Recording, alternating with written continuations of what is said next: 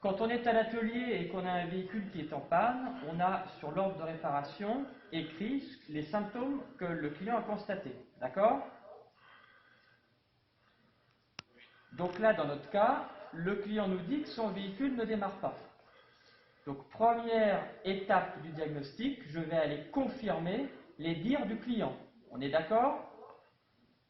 Donc qu'est-ce que je dois faire au niveau de ma 208 pour vérifier que ce que dit le client, c'est vrai?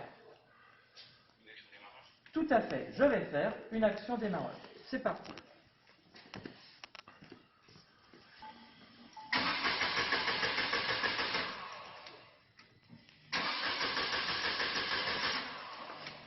Alors, est-ce que j'ai une action démarreur? Une action démarrage, mais le moteur ne démarre pas. Tout à fait. Et j'ai le voyant service qui s'allume au tableau de bord. D'accord? Ok. Une fois que j'ai confirmé les dires du client, maintenant je vais aller commencer à mettre mes hypothèses en place. D'accord? Comme on fait d'habitude. Dans un premier temps, on va essayer d'exclure les éléments qui ne peuvent pas être mis en cause dans la panne. D'accord? Alors, je vous écoute. Moi j'aurais dit PMH. De quoi? Qu'on peut mettre en cause ou hors de cause? Hors de cause pour l'instant. Hors de cause. Oui. Le démarreur. Le démarreur. Il tourne. Ok, ça fonctionne. Ça marche, le démarreur. J'ai un autre élément aussi que je peux mettre hors de cause. Et on va réfléchir ensemble. J'ai une action démarreur. Ça veut dire que le calculateur, il comprend bien l'information de vouloir démarrer. On est d'accord? Oui. Est-ce que je peux exclure le calculateur d'injection? Ok. Ici, il donne l'information pour démarrer. Ok, ça marche. Donc on va déjà éliminer ces trois éléments et moi je vais vous en apporter un autre, parce que ça vous ne pouvez pas le deviner. Le client n'a pas fait de plein des carburants, il ne s'est pas trompé de carburant et il y a 3/4 du plein. D'accord? On va réfléchir encore ensemble sur deux points. Est-ce que les bobines d'allumage et les injecteurs peuvent tomber en panne tous simultanément? Si c'est une essence. Non, il y en a un qui va tomber en panne et il va faire merder les autres. Voilà, on en a un qui va, effectivement, il peut y avoir un injecteur ou une bobine qui tombe en panne, donc le moteur, est-ce qu'il démarrera avec une bobine en panne?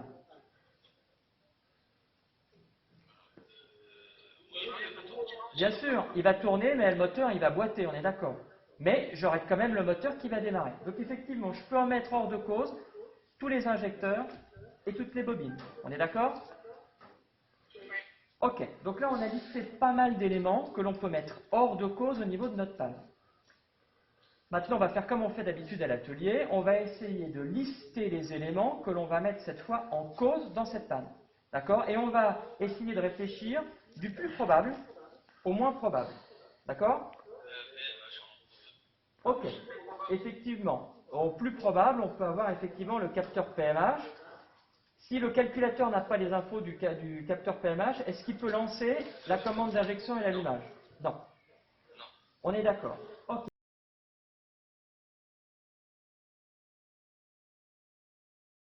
On a mis nos différents éléments qui peuvent être mis en cause dans la panne, du plus probable au improbable. On va passer à la slide suivante et on va parler un petit peu du premier qu'on a cité, c'est-à-dire le capteur PMH, et je vais laisser M. Ovi vous faire un petit rappel avec des apports théoriques. Donc pour vous aider pour les contrôles que vous allez réaliser avec M. Pedrero juste après, on fait un tout petit rappel théorique sur la fonction du capteur PMH. Donc le capteur PMH, selon vous, est-ce qu'il peut être de type inductif par rapport à ce qu'on a vu cette année?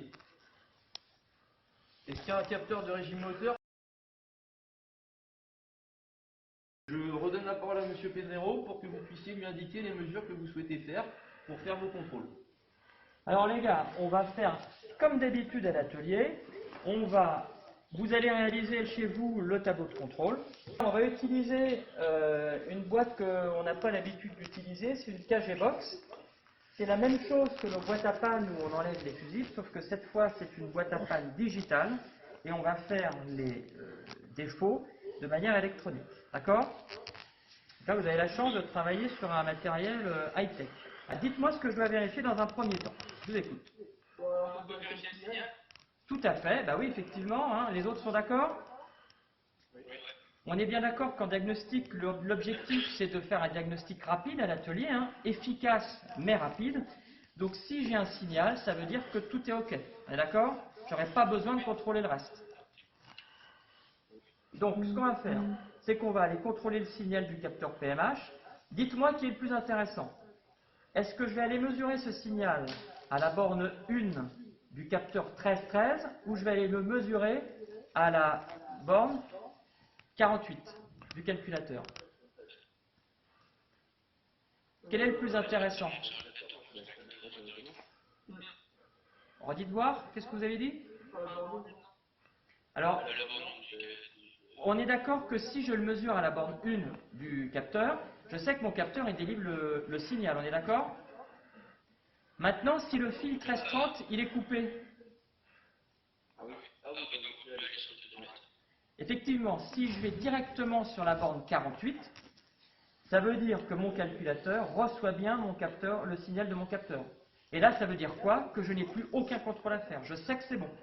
Si je fais le contrôle sur la borne 1, il faut ensuite que je fasse soit la continuité du fil 1330, on est d'accord, soit d'aller vérifier en plus sur le calculateur.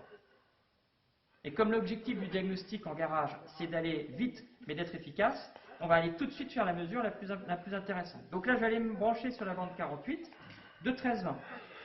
Qu'est-ce que je vais utiliser comme matériel? Oscilloscope.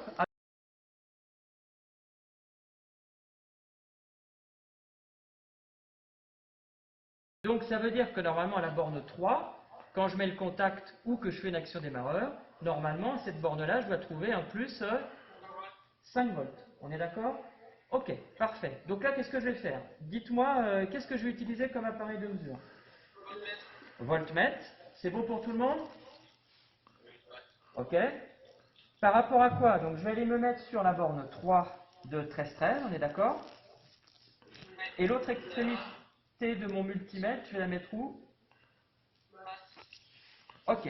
Je vais prendre la masse batterie, on est d'accord? Parce qu'au moins je suis sûr que j'ai une bonne masse, d'accord? Ok. Alors, c'est parti. Est-ce que Monsieur Ovi a besoin de faire quelque chose pour m'aider ou pas? Il doit faire une action démarrage pour voir si il doit alimenter. Ok, ça marche. Alors, on va calibrer. Alors, qu'est-ce que vous voyez là? C'est bon pour tout le monde? Donc, ça veut dire que mon capteur il est alimenté ou pas? Oui. Là, est-ce que j'ai besoin de contrôler la continuité du fil 1312 Non, on est d'accord. Hein. Là, j'ai encore fait un contrôle. Le contrôle qui me permet d'éliminer le fil 1312. Ok.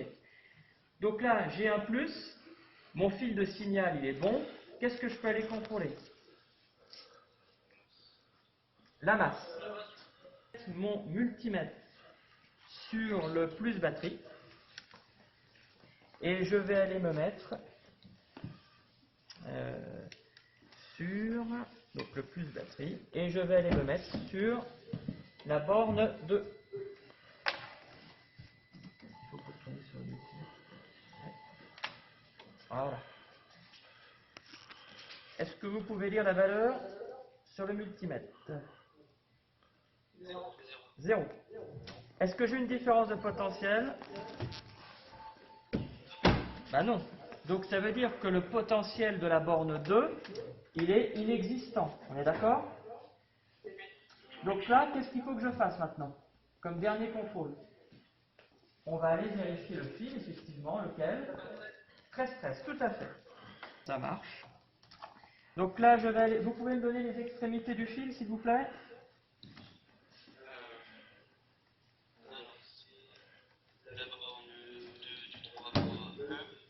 Ok. Le 47-53 bois marron. Ok. Donc je calibre mon multimètre en mètres. Je me mets entre la borne 47 et la borne 2.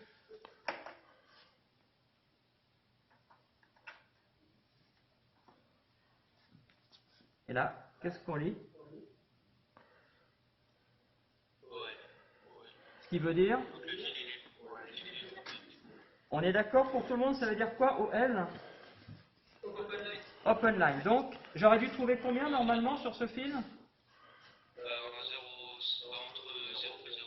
Ok, inférieur ou égal à 0,5 ohm. Est-ce qu'on a trouvé notre panne? Oui, le fil 1313, il est coupé quelque part. On est d'accord pour tout le monde? Ok, donc ça veut dire que les membres de ce groupe-là, pour mercredi 10 heures, vous devez me rendre un tableau de contrôle propre, sans rature, des mesures et des contrôles que l'on vient de faire là. D'accord?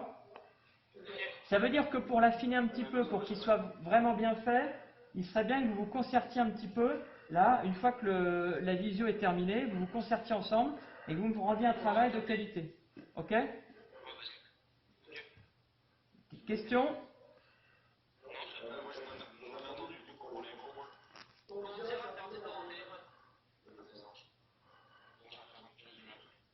C'est bon, monsieur Pourra? Ok, ça marche. Bon, ben écoutez, bon courage, bravo, vous avez trouvé. Et puis, travaillez bien pour demain. Allez, à bientôt. Au revoir, Au revoir. bonne journée.